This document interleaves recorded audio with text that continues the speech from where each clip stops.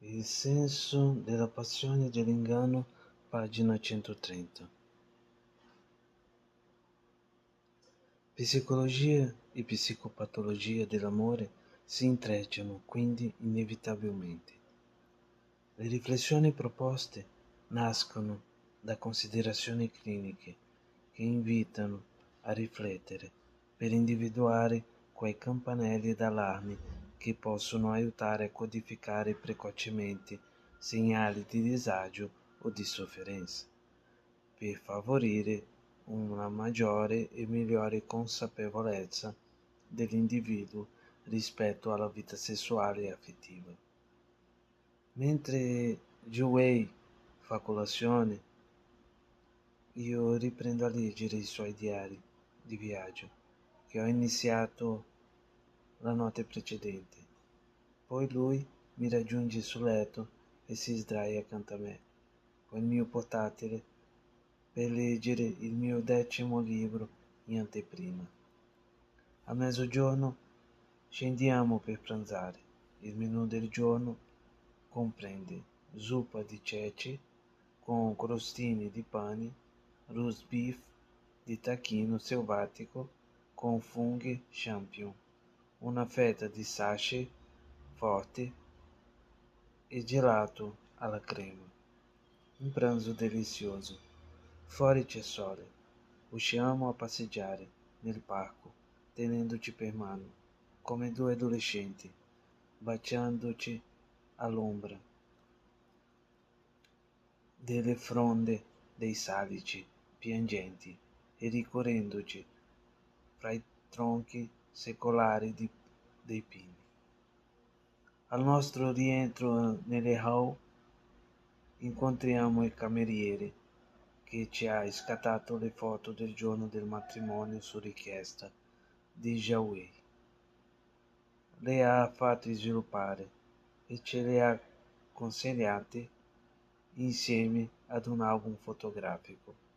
Ritorniamo in camera e passiamo il pomeriggio intero a scegliere come disporre le fotografie nell'album, incollandole una dopo l'altra sulle pagine bianche, protette da fogli di carta velina. Alle 8 ci facciamo portare la cena in camera. Mangiamo pane bianco spalmato di formaggio, brie e fagottini di salmone affumicato con ripieno di crema ai gamberetti. Guardiamo un po' di televisione facendo zapping tra Orgoglio e Pregiudizio e Becoming Jane. Poi andiamo a dormire ascoltando le grida dei pavoni in amore. Definire cos'è patologico è sempre stato complicato per la psicologia, a causa della complessità dei criteri da delimitare. Una patologia creerà sempre del male ad ogni individuo. È sempre così. Non si può farne a meno.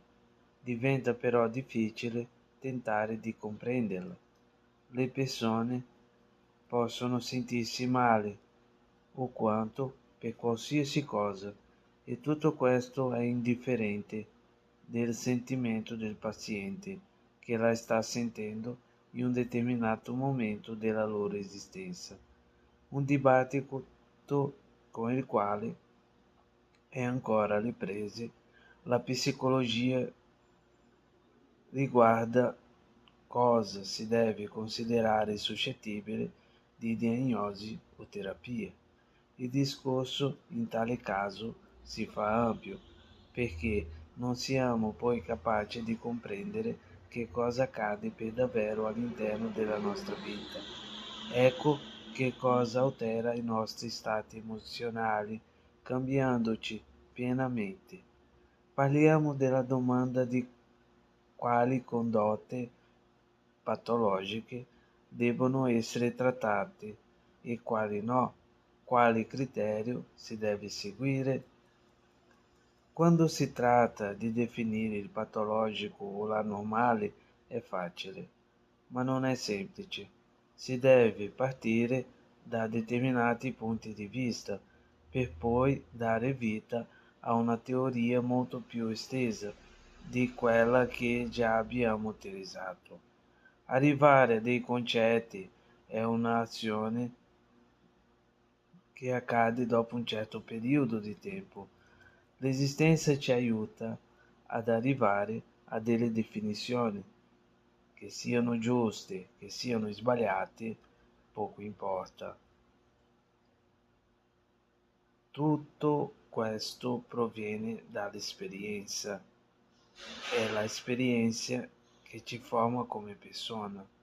In psicologia si è soliti ricorrere a 4 criteri distinti. Un aspetto importante è che non c'è bisogno che si verificano tutti i criteri sopra menzionati per considerare qualcosa normale. Bisogna pensare a 4 dimensioni da valutare in modo qualitativamente distinto. Ecco quali linee si deve seguire per tentare di sentirci bene. I 4 criteri sono: il criterio statistico. Esso si basa sull'idea che il concetto di normalità corrisponda a ciò che è più probabile.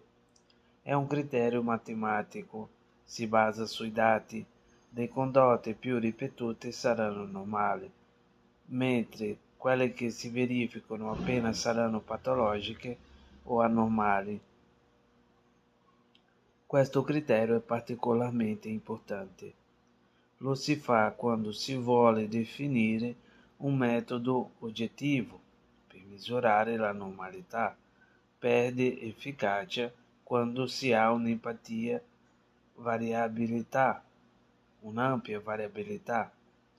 Si deve anche tenere conto di un problema che serve per definire il livello della percentuale che implica il passaggio da anormale a normale. Poi c'è il criterio biologico. Esso tiene in conto i processi e le leggi biologiche naturali per determinare la normalità. Quelle condotte che seguono la normalità biologica non vengono considerate patologici. Il problema di questo criterio è che le leggi biologiche sono modelli scientifici che sono incompleti ed erronei. Un dato nuovo può quindi essere interpretato come una patologia piuttosto che come una parte associata al processo normale. Poi esiste il criterio sociale, che si basa sull'idea che il concetto di normalità corrisponde a ciò che la società accetta come giusto. La società si fonda sui criteri di intersoggettività. Esso si basa sulla conoscenza sociale e stabilisce le caratteristiche alle quali la normalità deve attenersi. Possiamo attribuire a queste concezioni un forte tratto storico e culturale. A seconda dell'epoca o della cultura, il concetto varierà. Poi esiste il criterio soggettivo. Secondo questo criterio, le condotte patologiche saranno quelle che vedono come tali i soggetti che realizzano le condotte. Questo criterio si mostra molto carente in una moltitudine di occasioni, dato che dà prova di una grande soggettività e si rivela altamente distorto a causa del fatto che tendiamo a valutare come normali tutte le nostre condotte. I criteri esposti sono molto utili per diagnosticare e trattare disturbi di psicologia clinica.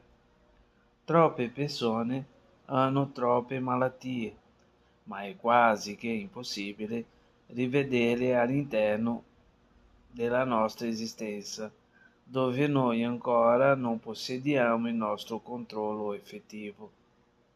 certi dolori verranno fuori col tempo. Il problema è che non vogliamo giudicare, non vogliamo fare amicizia con chi ci segue lungo il nostro clinico, anzi percorso clinico. Se ci imponiamo questa barriera, diventa complicato collaborare con il medico e la nostra patologia diverrà irrilevante. Tuttavia possiamo renderci conto che ci servono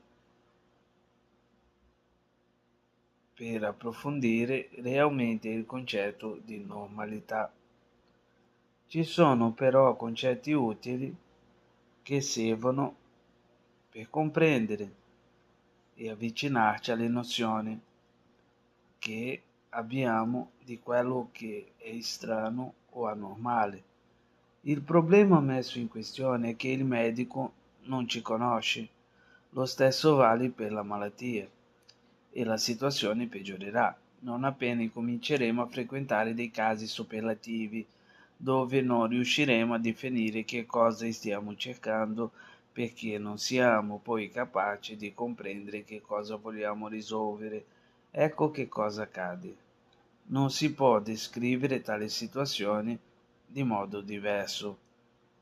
Lungo la nostra esistenza impariamo un sacco di concetti. Dobbiamo prepararci per vivere la vita così, osservando i diversi concetti che ci impongono. E cos'è che ci dice il socio-costruttivismo a riguardo della normalità? Il socio-costruttivismo ci può aiutare a comprendere il concetto di normalità. Da questo prisma si apprende che qualsiasi conoscenza è costruita mediante le interazioni che l'individuo fa con la società e con il suo ambiente. La normalità sarebbe un'altra idea costruita nel quadro di questa interazione. Tutto ciò finisce per dare luce a una nuova definizione di che cosa possa essere vivere. Questo significa che ciò che è normale non può essere trattato da un'oggettività decontestualizzata dall'intersoggettività sociale. In altre parole, non possiamo parlare di normalità in termini generali, bensì all'interno di una specifica società. Lo stesso vale per il criterio usato per definire il patologico, dato che ricadono entrambi nella contestualizzazione sociale di strano o anormale. Il punto di vista che descriviamo ci apporta una visione interessante e curiosa di che cosa sia normale e può implicare l'uno o l'altro dibattito etico-morale. Sarebbe troppo facile dire che cosa possa essere normale quando viviamo dentro di un mondo dove la normalità non esiste. Forse la possiamo vedere in piccole città, ma quanto è maggiore il numero di persone che ci sono dentro della stessa, è quasi che anomalo tentare di definire che cosa sia normale. La normalità è un concetto astratto che le persone non sono poi capaci di comprendere. Tutto è frutto di una variabile e noi viviamo troppo a discontinuo di questa variabilità, che non è poi così capace di definire quali possono essere i nostri pensieri. Tutto ciò che vediamo come strano e anormale non ha alcun motivo di essere associato a una disposizione problematica o negativa dell'individuo che realizza detta condotta. In realtà, la società esclude condotte, idee o caratteristiche, spuntandole come strane o anormali. Se le persone vedono immagini anormali, finiranno per copiarle. Certe religioni contemplano immagini anormali, dicendo che sono sbagliate e finiscono sempre per dimostrare che cosa possa essere normale all'interno di una variazione che non ha un suo limite e che non riesce ad essere spiegata diversamente. Questo spiega, per esempio, la grande variabilità di condotte, atti e sentimenti risposti nel cassetto della normalità e della normalità nel corso della storia.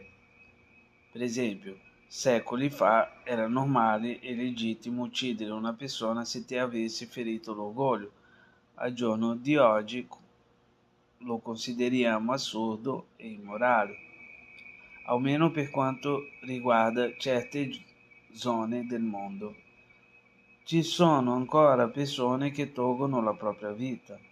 Tutto questo dipende dall'origine del pensiero. Se prendiamo un politico giapponese che non ha fatto bene il suo compito, questo, per questione di onore al suo popolo, si suicida. Ci sono altri principi orientali che portano le persone verso una linea di condotta simile.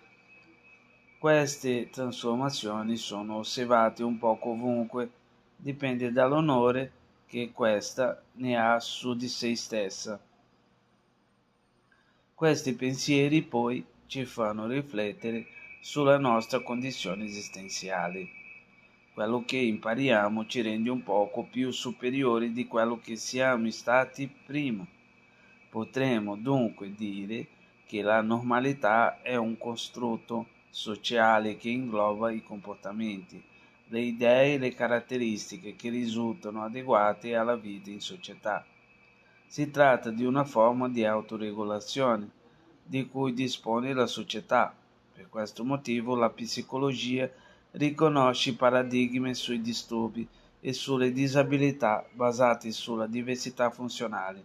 Dobbiamo pensare alla normalità come un concetto prodotto dalla società e non come una caratteristica dell'individuo.